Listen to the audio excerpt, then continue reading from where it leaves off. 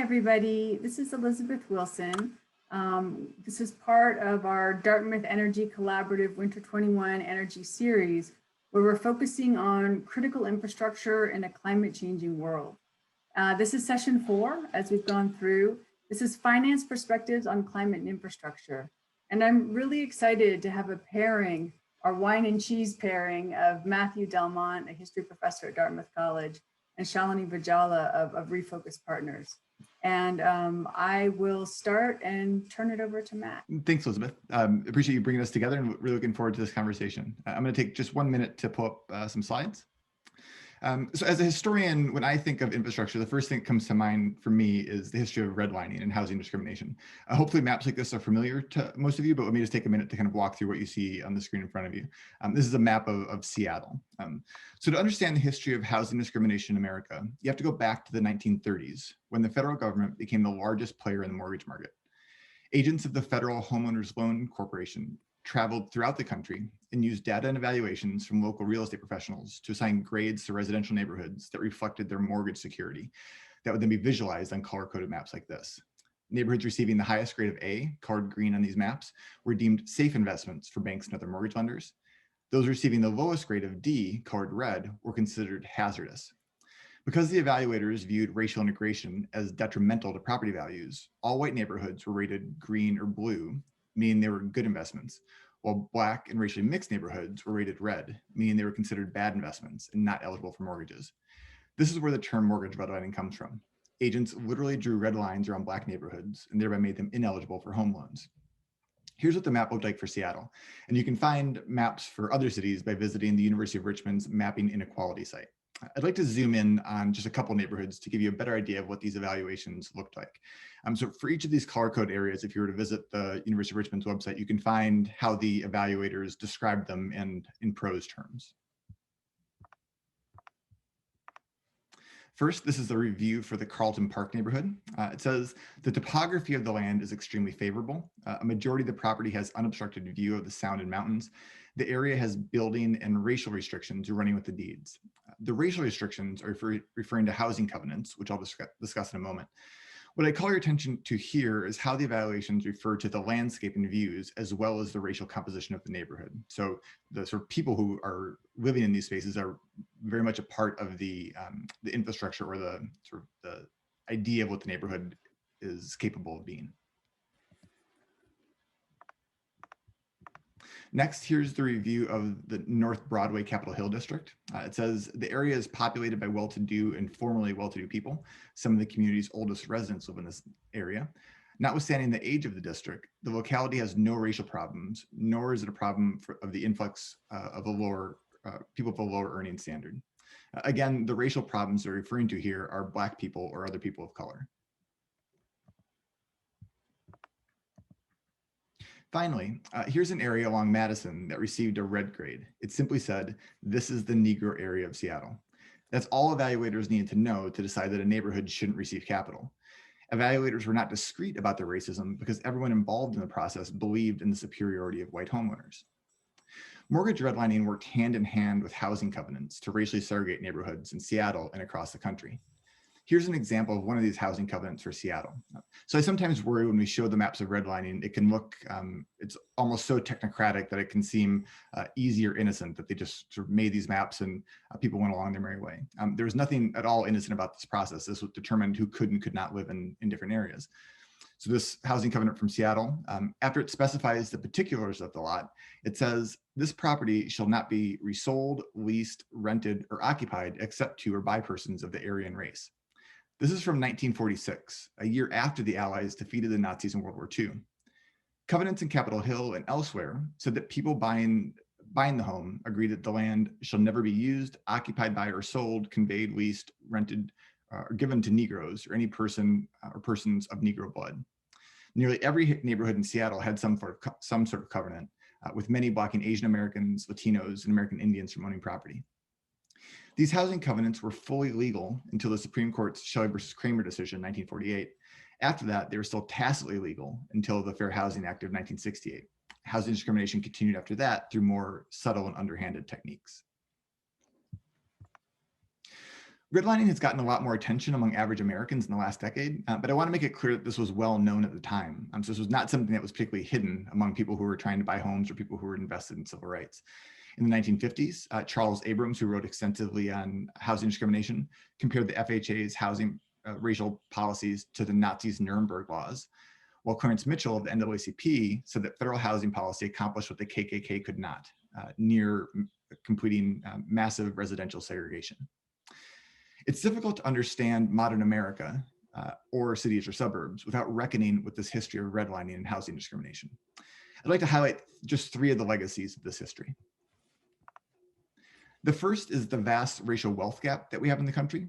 Hopefully these numbers are familiar to you, but it's important to understand where some of these numbers come from. I think for a lot of my students, they sometimes think you see the vast wealth that's been accumulated by white households. They think white people just worked harder or got good stock tips. We know that's not the case, that we had generations of intentional policies that funneled resources to certain communities and away from other communities. A huge part of that result is the massive wealth gap we see in the country. To put a finer point on it, you can imagine buying a home in 1950 in Seattle or Boston, Los Angeles, how much that would appreciate and how that wealth could then be passed on to future generations. Then imagine if you were not able to buy that home or could only buy it in a neighborhood that was not going to appreciate in the same way. That's really the story of home ownership and wealth and race in the United States. The second point I would make is that redlining provided justification for so-called slum clearance and urban renewal projects. James Baldwin, the famous Black writer, didn't beat around the bush when in 1963 he said, urban renewal means Negro removal. It was not coincidental that most of these urban renewal projects destroyed Black neighborhoods or that they ran freeways directly through Black neighborhoods or separating Black neighborhoods from white neighborhoods.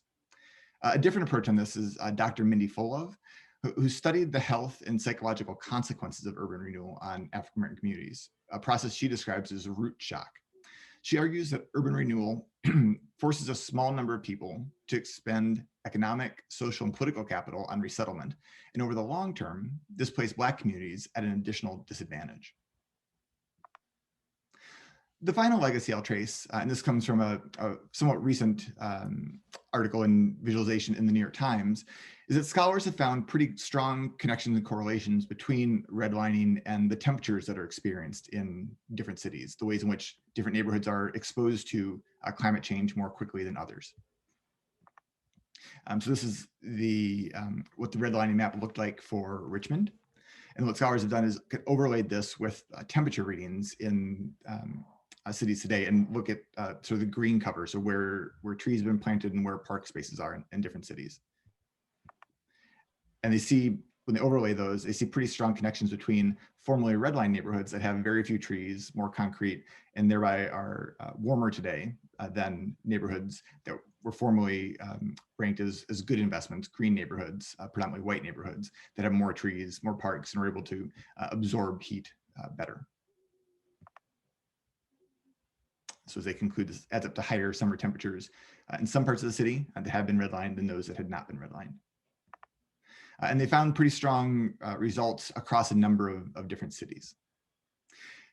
The 2 takeaways I would offer from this are, when we think about infrastructure, we always have to be thinking about people. And when we think about infrastructure in historical context, we need to be thinking about how a series of decisions have been kind of layered on top of each other, but at each of those steps, people have always been involved, even if they haven't been foregrounded in the consultation process.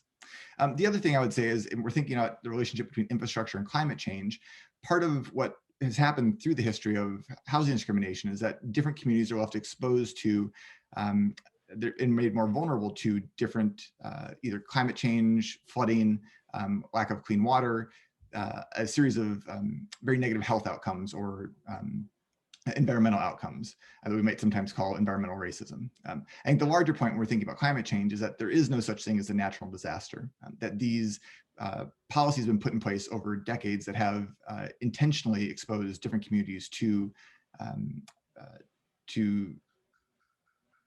weather events in ways that other communities are not. With that, let me conclude and turn over to Shalini, and I very much look forward to our conversation. Thanks, Matt, and thanks, Elizabeth, for having me. I'm thrilled to be part of this discussion because I think it is so extraordinarily important to reset the conversations we're having about infrastructure, especially with the anticipation of a new post-COVID world and series of investments. And so being able to ask the question of how we got here and where we want to go, I think is going to take confronting almost everything that you put on the screen here, Matt, where infrastructure is a means to an end. No one wants a highway, they want an affordable way to get to school or work. You're not requesting a water main, you want clean water. And so the way that my team and I approach this intersection between climate and infrastructure is really looking at what are the kinds of things that we can do to advance climate smart infrastructure projects and equitable solutions for vulnerable communities, communities that are most at risk. And many of those communities are at risk because of historic decisions to deliberately put them at risk. And so I work on at the intersection of engineering and finance and policy.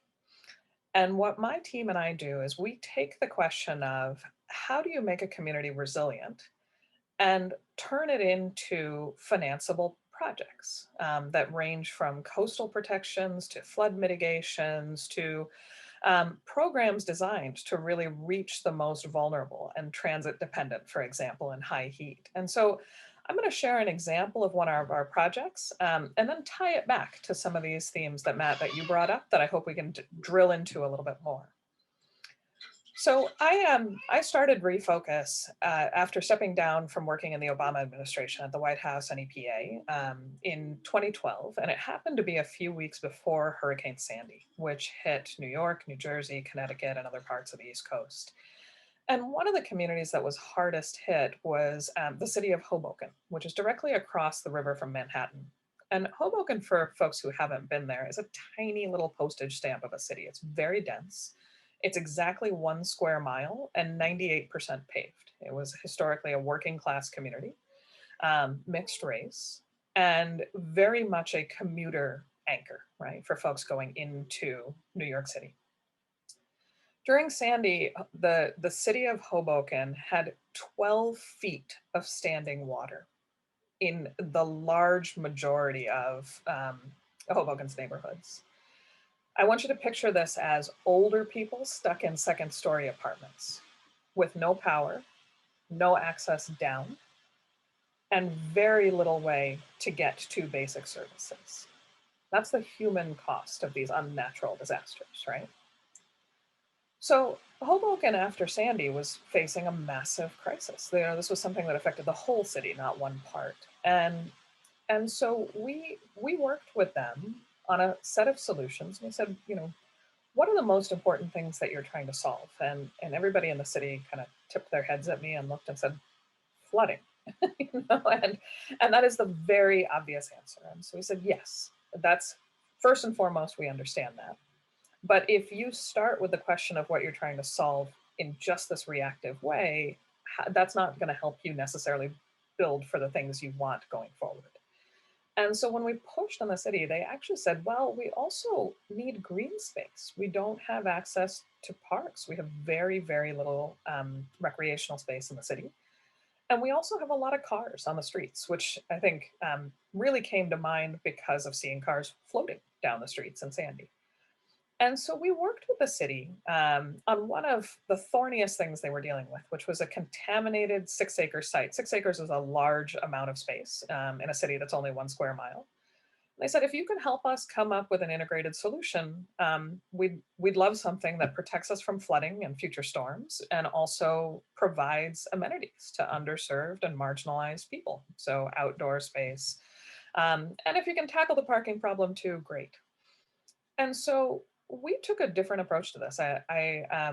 My team and I at Refocus, we partner with large firms, large engineering firms, investment banks, you name it, insurance companies, to really solve these problems in ways that serve the most vulnerable.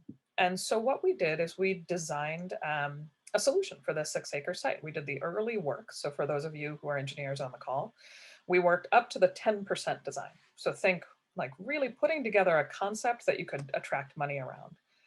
And what we did is we proposed to create a parking garage that could function as a bathtub and hold water in storms and collect parking fees when it's dry. So if you think about this as a totally different way of talking about financing flood protections for at-risk communities. You're taking and combining things across sectors to make something more affordable. And in a way, doing that in a way that really alleviates the suffering for the folks who are most at risk without putting the cost of it on their heads. And so right now the city of Hoboken is actually building this project. It's a 6-acre combination of a bathtub and a sponge is how I describe it. Financed in part by parking fees, but also through a lot of federal grants and awards that the city got for doing something innovative. And what I like best about this project is when we started this work in 2013, it was with partners who were truly desperate and confronting climate change right in the moment, not as some future risk, but very much their immediate future. And they managed to pause and think about what they would do differently and not just how to build back what they had that reinforced the structural inequities that were already there. And so Hoboken right now is in the process of completing this project. It's around $90 million for the entire thing. It's a 6-acre park, the largest in the city, with an ice rink, a whole number of things. The water utility did something fascinating when we were able to show that you could attract money to this. And Hoboken is a city with combined sewers. And combined sewers means that during heavy storms, sewage, raw sewage, will rush out into streets. In Hoboken, it went directly into the hospital and affected vulnerable residents, and also into the rivers. And this is a problem in many, many cities that also have historic redlining challenges, that it's the Black and redlined communities that are often ones where you see problems not just with the housing, but also with the water systems and road maintenance. And so the water utility saw that we were able to deal with some of their flooding challenges and actually separated the sewers in an area that would have been left as part of the combined sewer system for decades longer under their traditional plans. And so what I think is most important about this example is that it really opens the door to flipping the question around about how do we enable more equitable investment and equitable outcomes through our infrastructure. The same way that it was a conscious decision to invest in inequity and segregation, we have that opportunity now to invest in equitable solutions. And the way we do that is by looking for, in climate adaptation, my work, success is something that doesn't happen. The storm hit, but the community wasn't flooded. And so we have to bring in the financing upfront to make that case for the next 50 years so that it's not a debate down the road and that the budget isn't cut and then the services go away for the people who need it most. So I think I see this example of Hoboken as just one tiny case of what we can do to transit systems and housing policy, in our coastal protections, to really make sure that we serve equitably and robustly for the future that we want, not just the past that we inherited.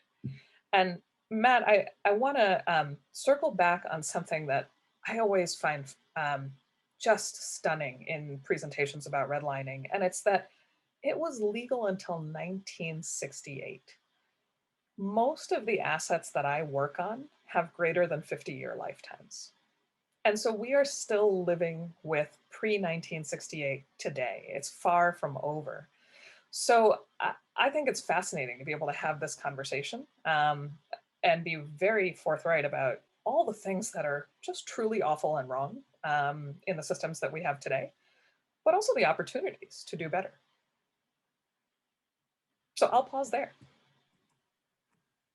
Thank you both so much for those wonderful remarks to kind of tee up our conversation. As we were prepping for this, Shalini, you said something about, racism in the system wasn't a bug, it was actually the design. Mm-hmm. And I think, Matt, your presentation showed also how that design was codified into our city infrastructure. You talked about the property and the redlining. What other areas, what was it? Did it affect our city infrastructures that we may still be seeing reverberations from today? I think it really touched almost every aspect of city infrastructure. I think schools is the most obvious example. The relationship between neighborhood segregation and school segregation was a pretty tight one. It determined transportation infrastructure, so both where roads, highways would be placed, who would be displaced by those, and then of course if you have a highway running directly through your neighborhood, the exhaust and pollution that creates puts you at greater health risks.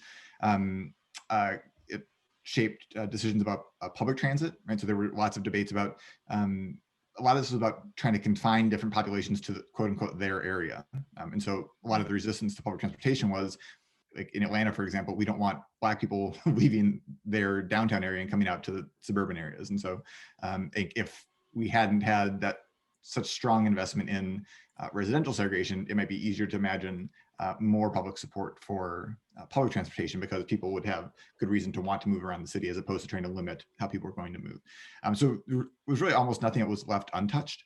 I think the last thing I would mention is it also created a set of expectations about, on one hand, who the federal government was supposed to serve. So I think for a lot of white Americans through most of the 20th century, they understood the federal government as being something that gave resources to their communities, that was, and it wasn't seen as being affirmative action, it was just seen as being the norm of what government's supposed to do.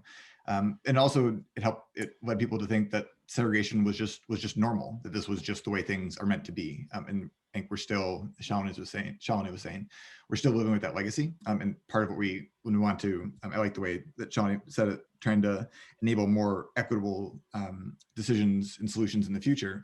Part of that is unlearning these past ideas about which communities and peoples are valued. I think just to add to that, Matt, I think it's unlearning those ideas, but it's also dismantling some of the technocratic processes that reinforce those ideas. So one of the things that makes that gives me hives is when people talk about willingness to pay for infrastructure.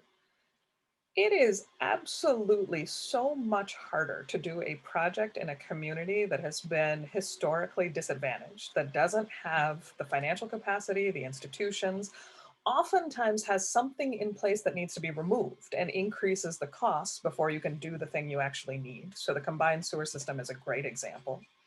Those things, it's like inheriting an old house where you have to suddenly bring it up to code to be able to do one new thing.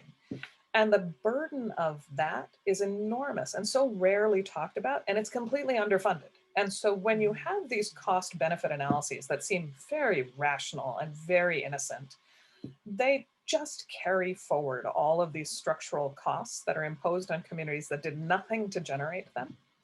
And this is, there's a phrase I like very much. There's a lot of folks in federal policy who have not actually designed any infrastructure projects, but are very focused on the money.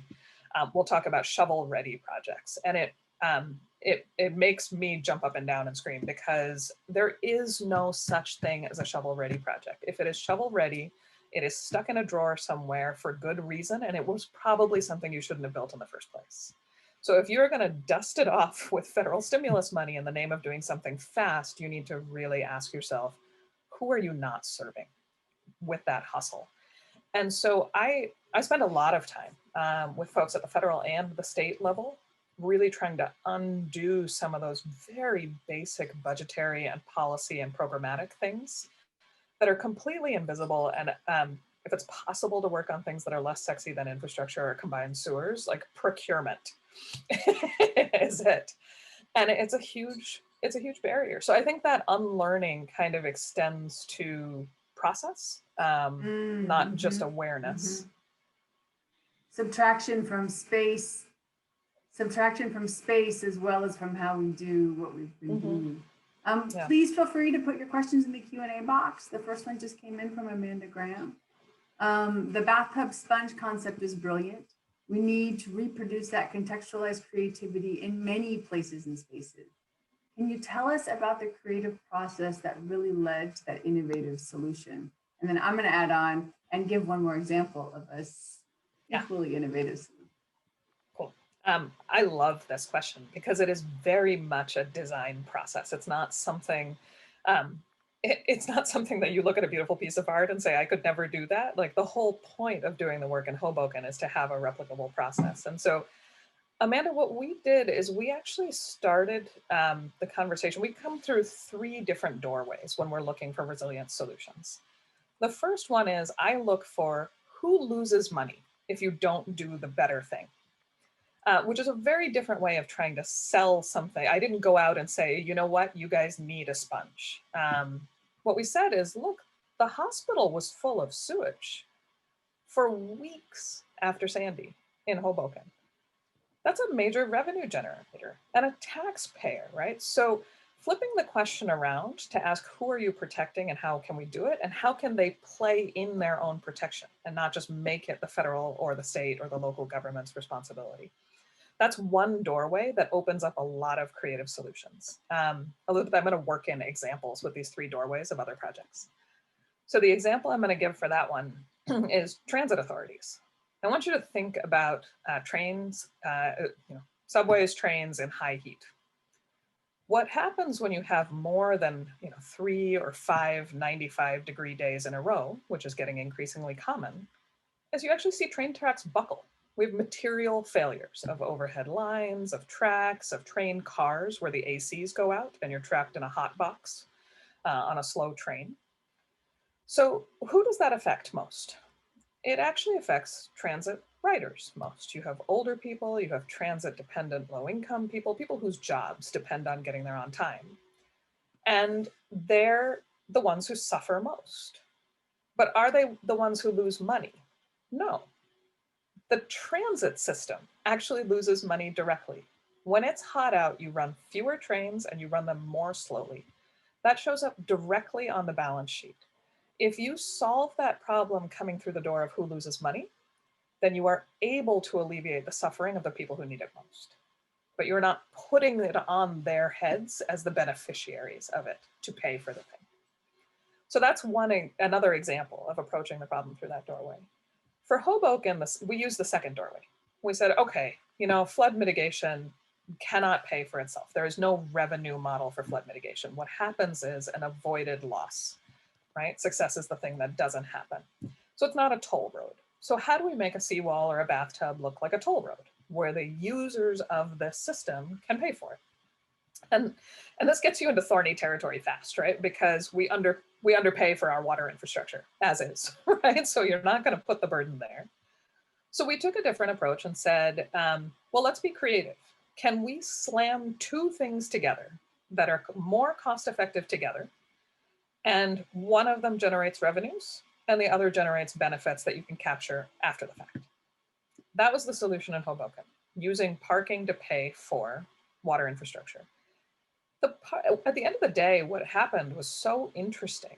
Just showing that it was possible to do this pushed additional investment, where the water utility said, oh, okay, cool. We can separate the sewers because now we know that our costs won't go up because of flooding in this area. So I found that the entry points are incredibly important here.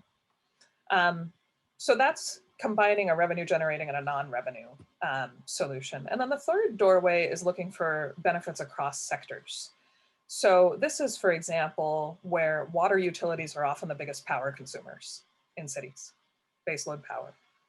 And when the power fails, it's often the water utilities that have to do things like issue boil water advisories. So this is what everyone in Texas and Louisiana and Oklahoma after the major ice storms. So all the things in the media and well beyond that didn't get media attention.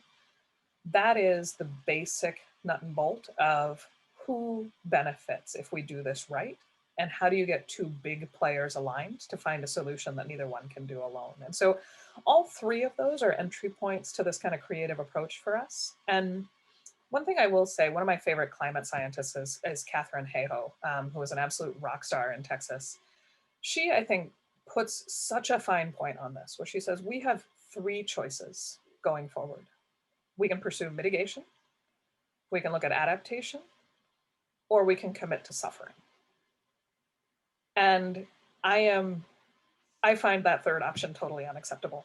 And I think the status quo is not adequate. So why not do better? And so I love this question. Those are our 3 entry points for creativity. And then we have a whole set of things that unroll as a design process out of those. That's fantastic. Here's a question from Mickey Ellsberg.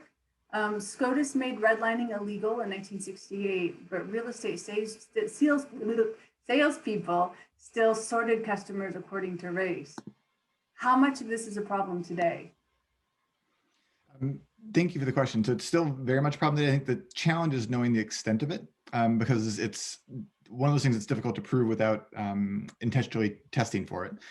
So a couple of things I can mention. There's still, when people, civil rights advocates, run tests of sending white people out looking for housing or apartments and Black people out looking for housing for apartments, they still see steering, which is sort of the consistent real estate practice of taking the white families to quote unquote white neighborhoods and Black families to Black neighborhoods. So I think that still is going on.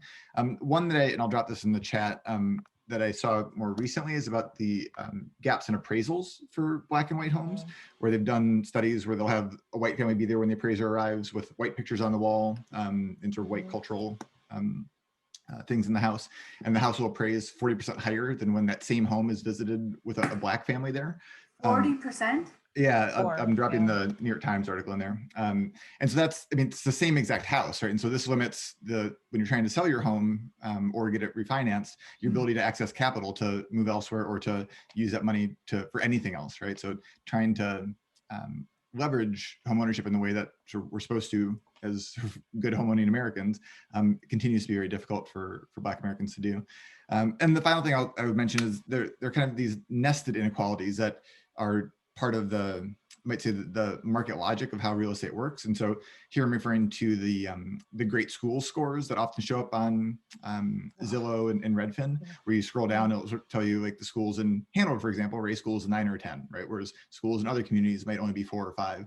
That has a lot to do with the very high property values we have here in Hanover, Etna, Norwich. And then you go just miles away, if the school rates a 5, based on whatever criteria they're using, the home values there are much lower. It doesn't up here track exactly along racial and ethnic lines given the demographics up here, but in many communities it does track pretty strongly with racial and ethnic segregation. So it's still very much a part of how housing is structured, but it remains very difficult to reveal the depth of it.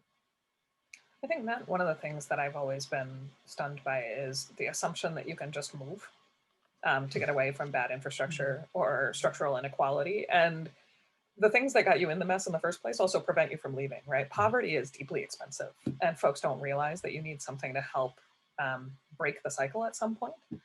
And so I think a lot of the things that were in your answer also limit escaping from the situation. So I hope infrastructure investment can be a reset to that. And I consider schools and healthcare as part of our infrastructure systems, things that deliver vital services. The other thing that reminds me of is that often one might look on a map and say, look at this community has a lower socioeconomic status, or it's a poor community based on capital, but it might be a very rich community in terms of the networks of connections that people have in those areas, right? And so I think thinking about infrastructure and that you might have an opportunity to move somewhere else, but if that ability to move somewhere else takes you away from the people who might be able to help you when you're sick or might help be able to look after your kids, there's a great trade-off there. I think that's part of the what I like about Mindy Folove's book is thinking about by displacing these neighborhoods, there was a sense that, we're alleviating poverty. We're going to sort of fix poverty in this way by clearing out certain neighborhoods, but it disrupted very strong human networks that don't often sort of, as you were saying, kind of figure into the balance sheet of what these projects cost. Absolutely. And I think that's very much in your James Baldwin quote about urban renewal. It's in Mindy Folove's work. Bob Bullard has done brilliant work on this, on environmental justice, and is really the father of the field. And one of the things in kind of the Hoboken creative approach is the way we try to tackle this stuff is we're trying to look at places where industrial policy has led to really strong community fabric of working communities, but also created massive risks. So this is, if you think about the Gulf Coast of Texas and Louisiana, where you have huge amount of industry, very, very deeply rooted communities with strong cultures and social ties, One of the ways that we found to be able, again, to flip this around is to point out to very large industrial operators when their workers cannot get to their facility. When it's not about protecting an asset, it's also about protecting the people. And so I think that door is starting to open because places like Houston have seen, after Hurricane Harvey a few years back, you saw all these facilities that were bunkered away from the water, but no one was able to get to them because no one thought to protect the surrounding areas. And that's Norfolk experienced this, where the Department of Defense had fortified its naval base, but none of its employees could get to site because no one had invested in the surrounding communities. So I do think that there are starting to be cracks in the traditional ways of thinking about this. And there's more of a recognition that it's not enough to just protect asset, you have to protect people. And this goes, the very first session in the series, we had Shalonda Baker, who's now the environmental justice lead at Department of Energy, paired with Eric Osterberg, the climate scientist.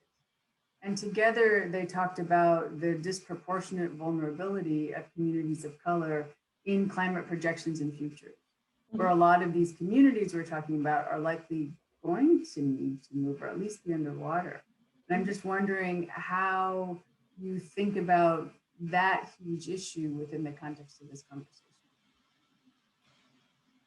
Oof, Matt, I've got an answer that always feels dissatisfying, so I'll start and hope you can improve it.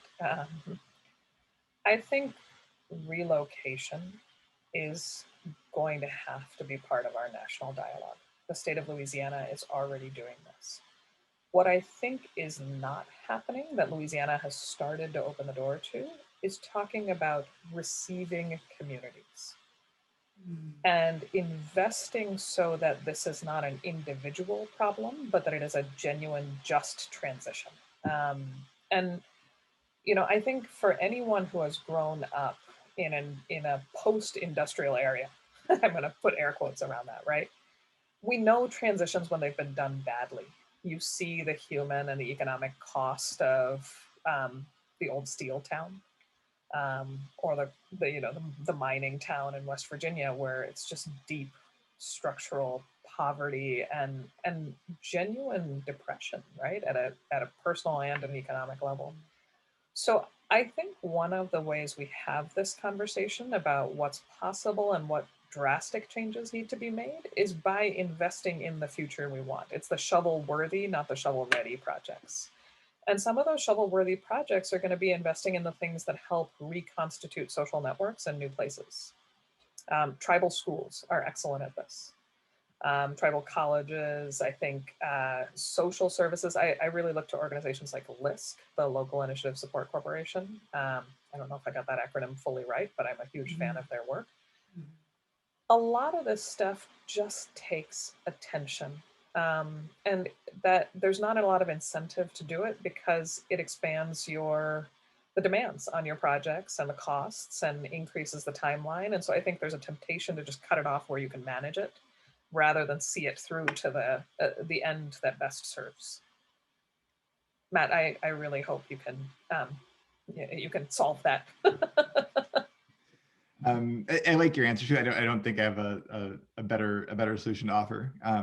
Although I guess looking to the past, we have examples of how there've been massive population shifts in the United States, either directed by the federal government or directed by individual people and migrants pursuing better options.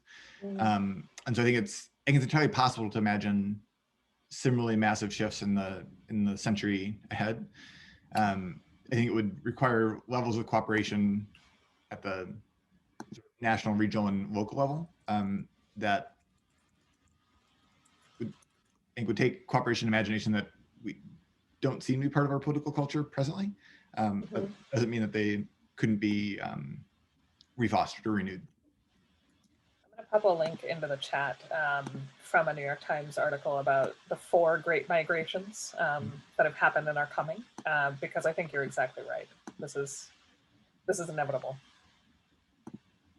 It's so interesting having this conversation now in a COVID year that both allows us to have this conversation virtually, but also makes us see the world in a different way. Lots of people have moved up to Vermont and New Hampshire from New York or Boston area. And the receptions haven't always been 100% friendly, right? I mean, there's resentments. Housing prices are up 25, 30%, which makes it unaffordable for people who are used to living at the local level. And so I can imagine these conversations being exacerbated throughout the country as the receiving community conversation, if not done with some help and support, could be much more challenging.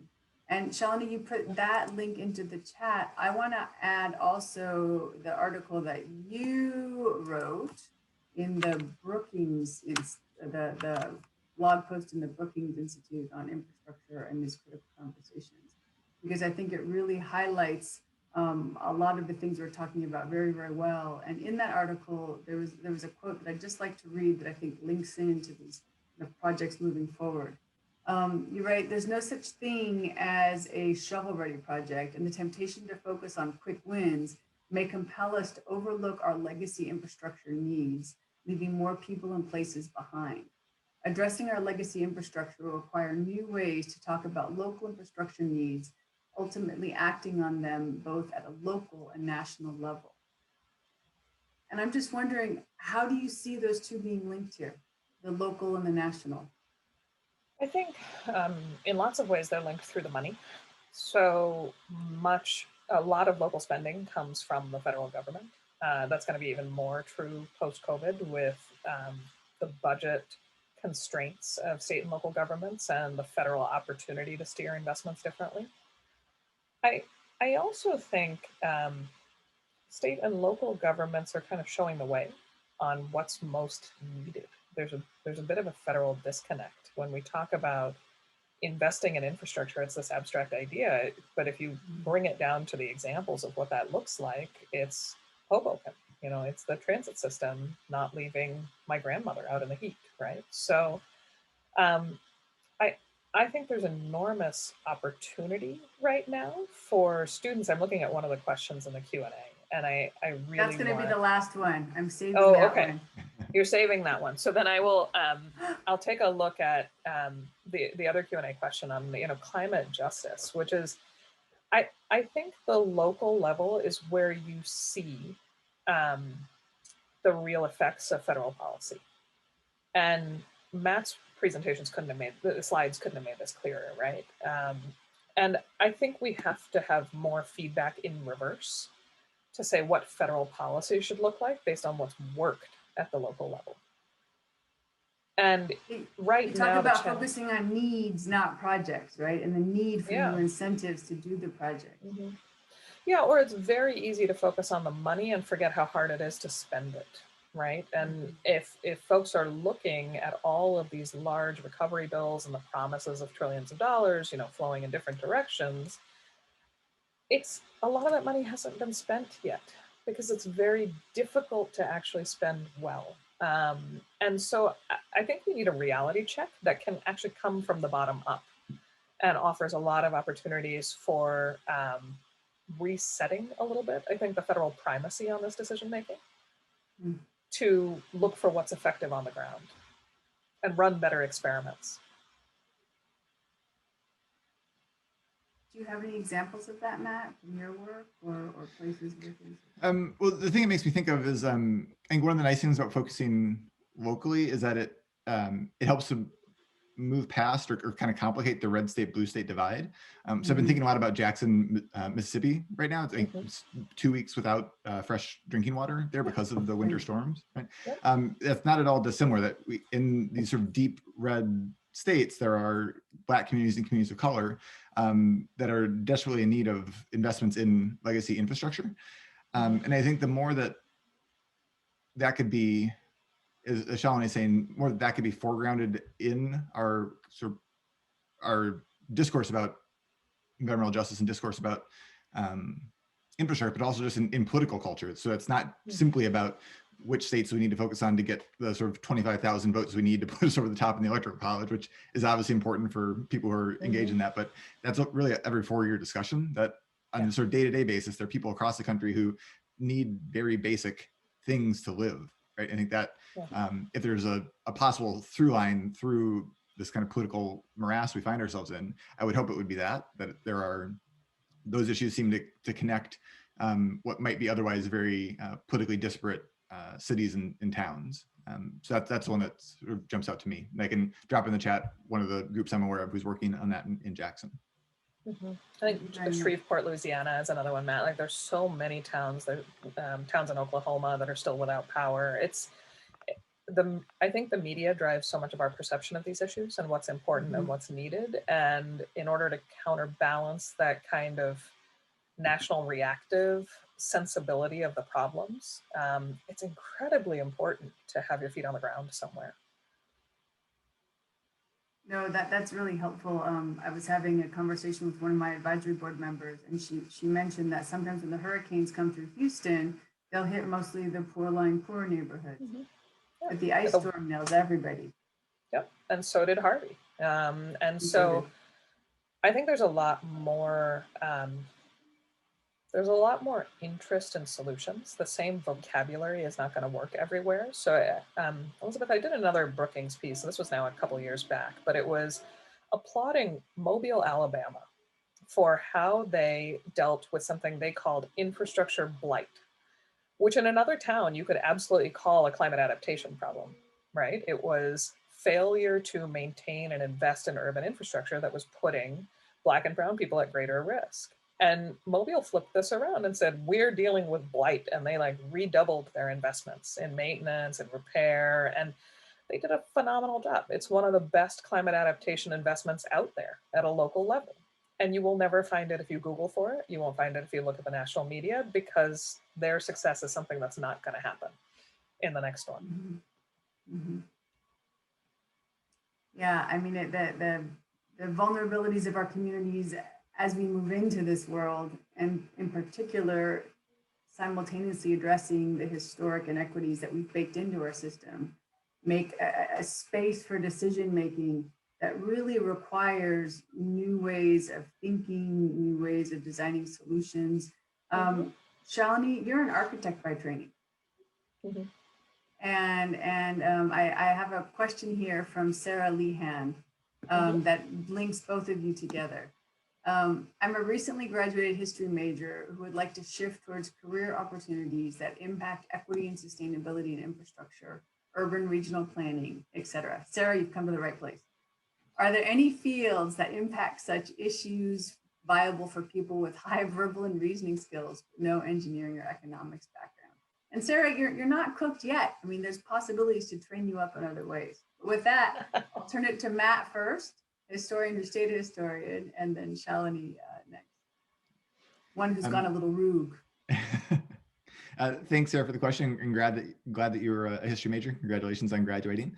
I think hopefully one of the things that you come away with a history major is a set of research skills, so that you are able to gather a really wide array of materials and types of evidence and be able to kind of put those pieces together in a way that can tell a story. I think that's something that's really powerful in a variety of different industries. And I think, honestly, I think, as Elizabeth was saying, you can get up to speed in 3 or 4 months on some of the basics of what you might need to know quantitatively to have a sort of a passable kind of baseline level of quantitative skills. But it's that the kind of research expertise or research focus that allows you to look at 1,000 or 10,000 documents and find the 10 that are going to be the ones that actually make sense of this very, very complicated story. That's when I think that history majors can really, it's a power history majors can bring to bear on the topics that are facing us. Sarah, I love this question and I love Matt's answer. I'm going to give one that's very complimentary. I rarely hire economists or engineers because they often already know the answer. And I'm looking for people who can ask a better question. And if you bring in there's an example I love actually from an advertising guy who did a wonderful TED Talk, Rory Sutherland, which is hilarious and worth watching in full. But he gives the example of a competition that the UK government ran to improve the train from London to Paris. And 99% of the submissions were from engineers who said, here's what you can do to the tracks, to the trains, to make it half an hour faster. It'll cost about £6 billion. And this guy says, call me, call me non-technical, call me stupid, but I would think that that's a very narrow definition of how to improve a train journey, right? And he said, look, I could pay supermodels to walk the length of the train and hand out free champagne for the next 40 years in the life of the system, and it would be about 4 billion pounds less, and I suspect everyone would ask for the train ride to be longer. And so I use this example when I teach because it's important not to presume that your skill set is the answer. And that's what tends to happen with economics and engineering training. And I say this having gone through engineering grad school and spent 4 years at an economics think tank. And I have come out even more rebellious, I think, than I went into either of those experiences, which Elizabeth knows was already pretty rebellious. But it's largely because I don't think we get to answers that serve people well if we are just wielding hammers at things that might look like nails. And so I actually love that you have a wider understanding and you chose a broader field of study, and you can always add skill sets, like Matt said. You don't need to add degrees, you can add skill sets. So I would recommend that you seek things that enable you to feel confident about what you're seeing from economists and engineers, and ask them about the champagne and the supermodels. And when you've reached that level without degrees, then I think your training and your skill set are invaluable in this field. I hope that was a confidence boost. Yeah, that was great. And honestly, I mean, one of the things I've appreciated, there's over 3,000 alumni from Dartmouth who work in the energy sector. And for example, the head of the UN's energy sustainability program was a classics major with biology, and then later got different skills. But really, as a history major as well, your ability to kind of contextualize the problem and understand the background and have that ability and nuance to be able to really think about it, not just as technology X and whole Y, but as a system that affects people and people's lives. So it lasts a long time. That's the other thing. History majors understand that things last a long time, and they have ripple effects over generations, and engineers will tell you something was built for 30 years. Or, oh, it was outlawed in 1968. It's fine, we've solved that. No. So we're almost out of time, but I wanted to give you each kind of 2 minutes to kind of summarize your big thoughts and really leave us with an idea of, given our critical infrastructure needs going forward, given the demands of climate change, what some of your bigger thoughts are. And we can start with you, Matt. Thanks. It's a good and hard question. First, I'd say how much of a pleasure it was to be on this panel and to learn about your work, Shalini. And so I think the first thing is, one of the nice things about being on an academic campus is you have a chance to meet people across disciplinary boundaries, even though we don't always take advantage of those opportunities. And so I think that's one key thing, is that the problems that are in front of us require solutions that bring together a number of different skill sets. And I think the more that we can get outside of disciplinary silos or even professional silos and try to find those alliances to solve those problems, I think is important. I think the other one, I've spent all of last month being in February talking about Black History Month and kind of what we can learn from that history. I think one of the things we take away from Black history is the importance of being brave. That these stories that we retell during Black History Month are ones of people looking at systems that appear for all intents and purposes to be entirely unchangeable, right? So think about the history of slavery, think about the history of Jim Crow segregation. There are points in time where it seemed like it would be impossible to end those blights on America. So I think when engineers talk about wicked problems and they think about climate change, I think for historians, the kind of work I do, racism is sort of the wicked problem has been sort of deeply embedded in our country's history. And so I think that should hopefully give us a sense of the scale of the problem we might face with climate change and how it's a problem that's always going to be linked to other sort of nested problems like racism. But hopefully it can also give us a sense of hope that we have made progress on some really, really difficult challenges in our country's history. And I think if we approach it with that same sense of long-term organizing that's going to require lots of people over many years doing things that are often deeply unpopular in their time, like the civil rights movement was, I think that might give us one avenue to see some real success with climate change. That's great. Thank you. Thank you so much. Shalini? That was a great answer, Matt, and I appreciate that you bought me some time. I'm trying to come up with the big thing. I know it's never fair to get chosen to go first on that last one. Sorry. This was, first of all, this was such a joy. Thank you for having this conversation, for bringing the hard realities with a dose of optimism, which is a rare combination. And I appreciate both of you and being able to be part of this discussion. I think the kind of big thought I would end with is that we live in a very complex society with very complex systems, and it can be easy to get caught up in the details very fast. But a lot of what drives my work is not, it's not any academic credential or type of tool or skill or specific field. It's about really trying to problem solve for the people who need it most. And that is possible with very, very simple questions, right? You can read reams about finance, but the bottom line is it comes down to how do you pay for something? Who benefits? Where is the money coming from? How is it getting to where it's going? You know, and so my big thought to wrap all of this up is I think we will see an increasing complexification of issues that at their core are actually quite simple. And as simple as racism, as simple as coming down and saying, this was wrong, this is wrong, and it needs to change. So now let's talk about how. Finance is the same. We need to invest in the future. We're terrible at it, you know? And so I would encourage all of the folks listening to really think about where you can take and simplify some of these conversations in your world and your life, to bring along folks who might not be in your field, and really establish those interdisciplinary problem-solving relationships, not just conversations. No, that's incredibly powerful. I mean, it's easy to shut people out with our expert knowledge. And I think professors were almost more guilty of that than anybody else. And really making that spaces and keeping it as simple as possible is critical for making it big enough where we can all move forward together. This is fabulous. I want to thank both of you really just deeply for the great and heartfelt conversation. I've been wanting to have this conversation with you. I've been having it in my head for several months. And so to be able to really be here and have it, thank you both so much for agreeing to be on this panel. Very much to our audience for being part of this conversation. And I look forward to seeing you all in the future, one day in person. Shalini, you're always invited to Dartmouth. Consider this your official gold ticket to come whenever you want.